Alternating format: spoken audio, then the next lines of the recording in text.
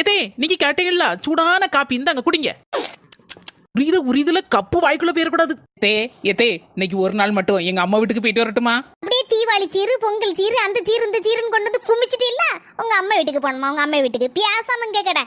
எம்மா எம்மா யாம கோவத்துல இருக்க? நான் எங்க அம்மா வீட்டுக்கு வந்துடக்கூடாது. என் மாமியார் கறிக்கு அங்க நடுக்கம் பிடிச்சிரும். நேத்து தான் வந்திருக்கேன், அதுக்குள்ள போன போட்டு வந்துருங்க.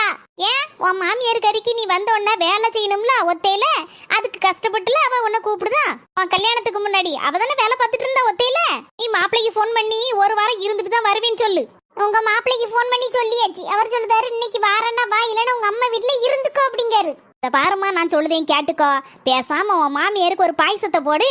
அதுக்கப்புறம் நீனும் மாப்பிளையும் நம்ம வீட்டுல வந்து இங்கே இருந்துருங்க. எதே அப்ப நானும் உங்களுக்கு ஒரு பாயசத்தை போட்டுட்டுமா?